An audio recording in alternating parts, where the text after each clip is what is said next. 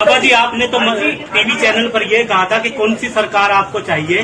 40 रुपए पेट्रोल वाली सरकार, 300 रुपए सिलेंडर वाली सरकार। अच्छे भी का कुछ आप ही ने कहा था सरकार बनी थी। आपने कहा था कि नहीं कहा था बाबा जी? मैंने कहा था पूछ पड़ेगा मेरी। बाबा जी आपकी कंपनी पतंजलि, बाबा जी आपकी कंपनी पतंजलि ऐसे जाता है ना आदमी को ना। आप ही ने कहा था। अरे आदमी को मैं कह रहा भाई ऐसे प्रश्न मत पूछो। बाबा जी मैं तेरे प्रश्नों का उत्तर देने के लिए कोई ठेकेदार है कि तू जो भी पूछा मैं उसका उत्तर दूं। जब एक बात कह दी थोड़ा सभ्य बनना भी सीखो। आप ये बताओ, एक मिनट, सभी टीवी चैनल पर आप ही की बाइट चली थी और लोग अरे भाई मैंने दी थी और अब नहीं देता, कर ले क्या करेगा? चुप हो जा, अब आगे से पूछेगा तो ठीक नहीं। स्वामी जी, बाबा जी बात बोल दिया ना। स्वामी जी, बाबा जी आपकी कश्मीर फाइल। एक बाबा है, नाम है बाबा रामदेव। लोग योग गुरु उन्हें कहते हैं, मगर मैं उन्हें व्यापारी बाबा की संज्ञा देता हूं। एक ऐसा बाबा जिसने 2014 से पहले तक भारतीय जनता पार्टी के लिए ओपनिंग पर बल्लेबाजी की, कांग्रेस सरकार को कटघरे में लाकर खड़ा किया और तमाम जगह ये सवाल पूछे कि आपको 35 रुपये में पेट्रोल चाहिए या 70 रुपये में, आपको 35 रुपये में डीजल चाहिए या 70 रुपये में, कच्चा तेल 50 रुपये लीटर चाहिए या 100-150 रुपये लीटर। ये तमाम महंगाई से जुड़े सवाल, लोकपाल बिल और भ्रष्टाचार के नाम पर जिस बाबा ने अपने ब्रांड पतंजलि को इस देश के स्थापित ब्रांड में से तो एक बना लिया, लेकिन वो तमाम सवाल जिनके भरोसे जनता ने उन पर अपना विश्वास दिखाया था, 2014 में भारतीय जनता पार्टी की सरकार बनते ही बाबा के वो तमाम सवाल उनके मुंह के भीतर ही घुल गए। बाबा का गला बंध गया। किस चीज़ से बंधा ये तो नहीं पता, लेकिन सवाल करने से बाबा डरने लगे। बाबा ये बात बोलने से डरते हैं कि पेट्रोल 100 रुपये लीटर से ज़्यादा क्यों है, कम आए। एक ऐसा योगी, एक ऐसा बाबा जिसे गुस्सा आता है तब जब भारतीय जनता पार्टी के खिलाफ सवाल पूछा जाए। ऐसे बाबा के किस पक्ष को ठीक माना जाएगा?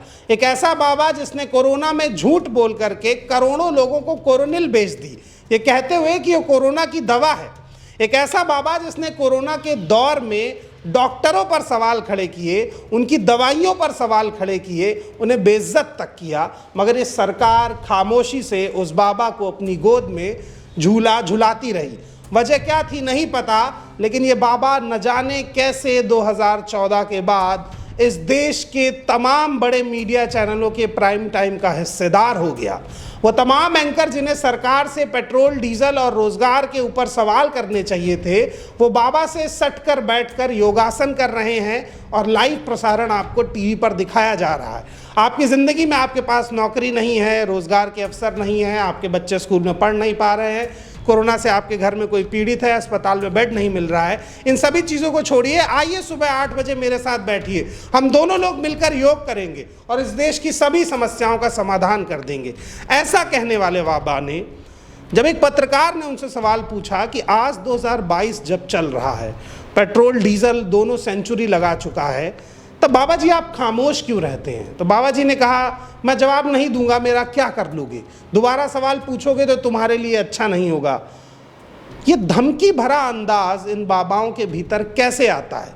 मोदी जी योग गुरु हैं, विश्व गुरु, मतलब बाबा रामदेव योग गुरु हैं, मोदी जी विश्व गुरु हैं, एक आधे गुरु और भारतीय जनता पार्टी और इस देश की राजनीति में आ जाएंगे और बाकी सारी जनता योगासन से अपने जीवन का पालन करेगी। अगर ऐसी स्थिति को आप चाहते हैं तब तो ठीक है, लेकिन अगर बुनियादी सवाल देखे जाएं तो इन तमाम लोगों ने कहीं ना कहीं जनता के साथ धोखा किया है, आपको गुमराह किया है। वो बाबा जो जीवन भर देसी और संस्कृति का पूजा पाठ करता रहा और पाखंड करता रहा, वो आज जीन्स बेच रहा है।